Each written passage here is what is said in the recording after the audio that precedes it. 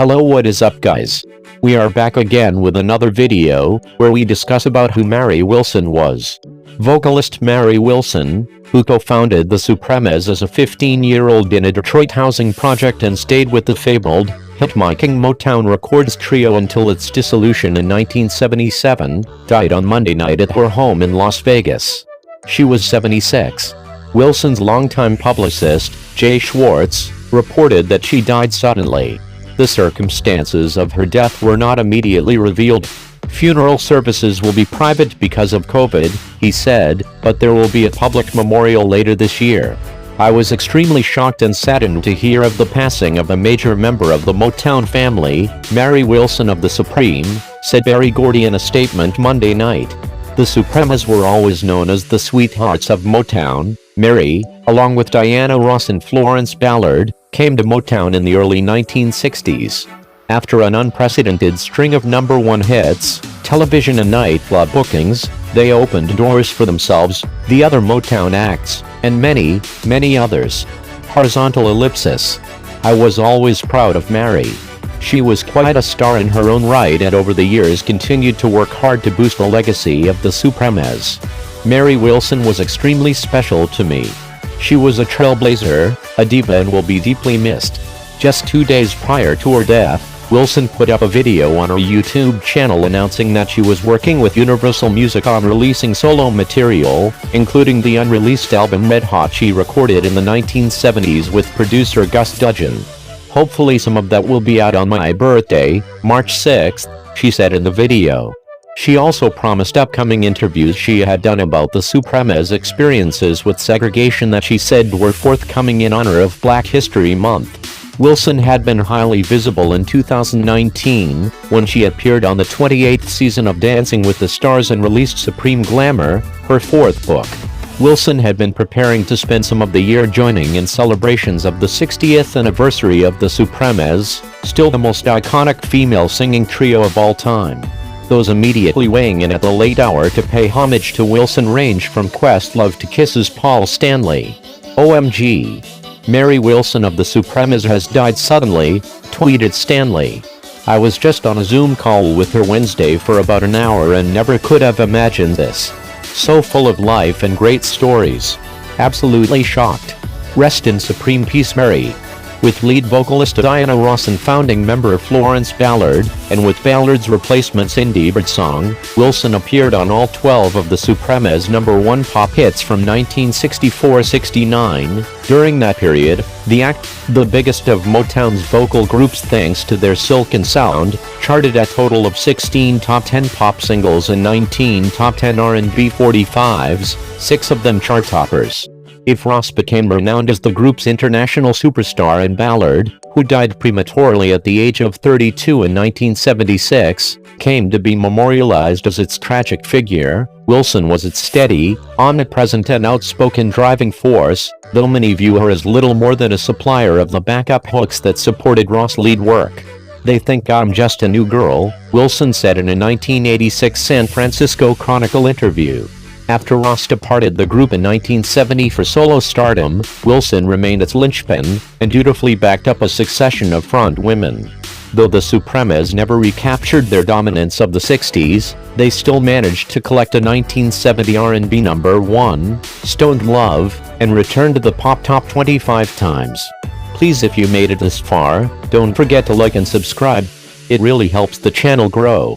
The act's image of glamour and offstage sisterhood that was carefully crafted by Motown was belied by Wilson's scathing depiction of bandmate Ross in a best-selling 1986 memoir, Dream Girl, My Life as a Supreme, the first tell-all tome by a member of the so-called Motown family.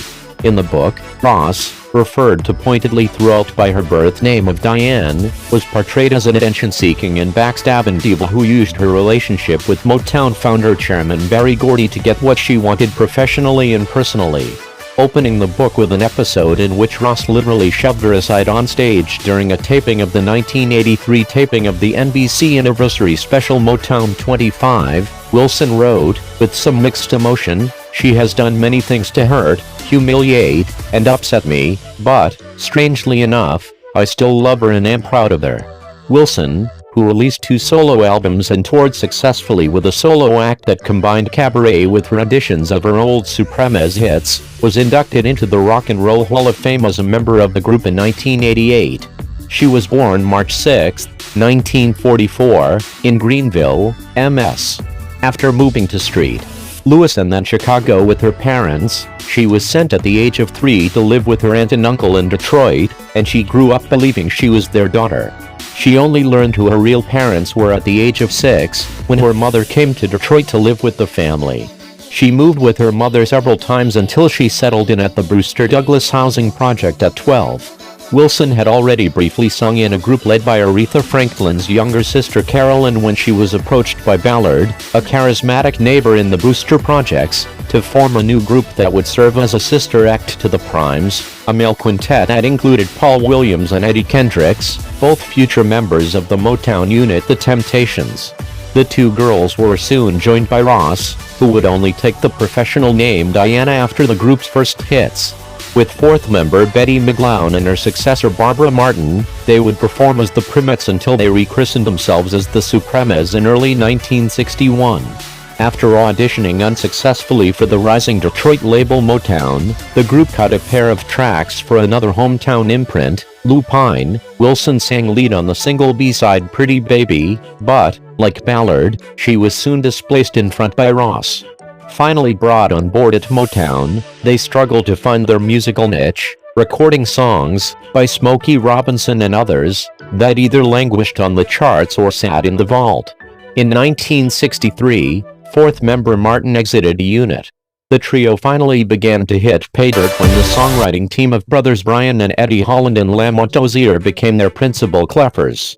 After reaching number 2 on the R&B side with the Riders When the Lovelight Starts Shining Through His Eyes in late 1963, the Supremes simultaneously climbed to the pinnacle of both the pop and R&B lists with the foot-stomping Where Did Our Love Go during the summer of 1964. With Ross now installed as the lead vocalist, the trio rivaled the Beatles for radio and chart ubiquity over the course of the next 3 years. Their pop number ones of 1964-67 included Baby Love, Come See About Me, Stop, In the Name of Love, Back in My Arms Again, I Hear a Symphony, You Can't Hurry Love, You Keep Me Hanging On and Reflections. In mid-1967, the increasingly unreliable Flo Ballard, racked by alcoholism, drug abuse and depression, was expelled from the Supremes and replaced by Birdsong. Gordy, who already envisioned a career in Las Vegas, TV and films for Ross, with whom he was now involved romantically, established his paramour supremacy by rebranding the group as Diana Ross and the Supremes that year. The writing was truly on the wall for the Supremes after Ross began recording as a soloist in 1968, and late the following year it was announced that she would be departing the group. The act's swan song with its founding lead singer, Someday We'll Be Together, topped the pop and R&B charts in December 1969, and Ross made her exit after a heavily stage-managed farewell show at Las Vegas Frontier Hotel in January 1970.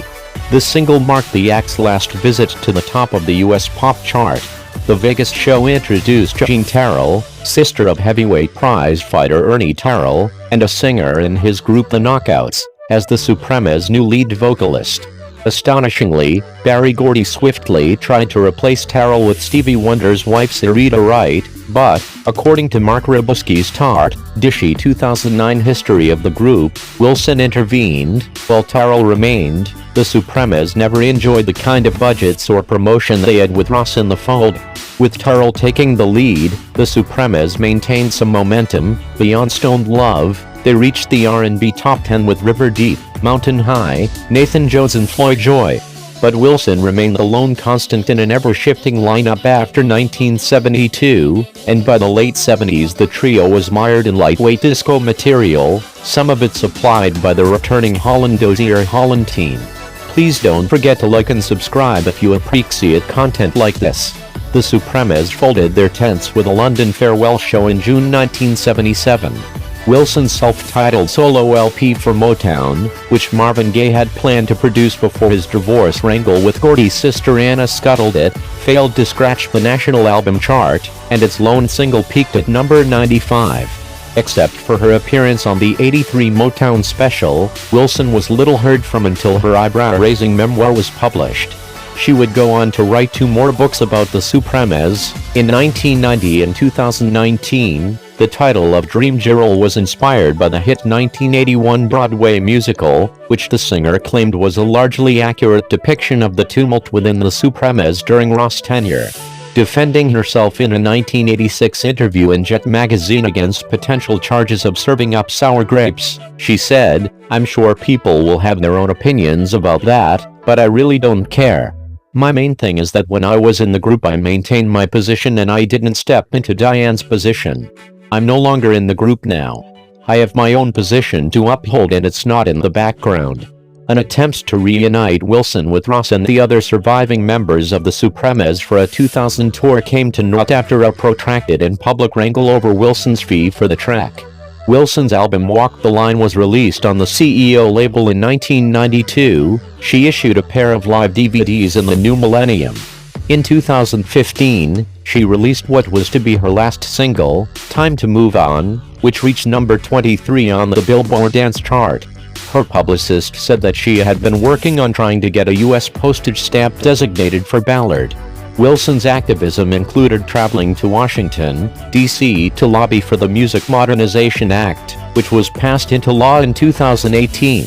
She is survived by her daughter Turkessa and grandchildren, Maya, Mark Anthony, Marina, her son, Pedro Antonio Jr. and grandchildren, Isaiah, Isla, Alexander, Alexandria. Both children are from her marriage to Dominican businessman and former Supremes manager Pedro Ferrer, whom she divorced in 1981. In 1994, the couple's 14-year-old son Rafael was killed and Wilson was injured when her Jeep flipped on the road between Las Vegas and Los Angeles. Wilson is also survived by her sister Catherine, her brother, Roosevelt, her adopted son cousin Willie and grandchildren, Erica, great-granddaughter, Lori, Vanessa, Angela. In lieu of flowers, the family has requested that friends and fans support unketh.org and the Humpty Dumpty Institute. Thanks for watching the video. Have a nice one.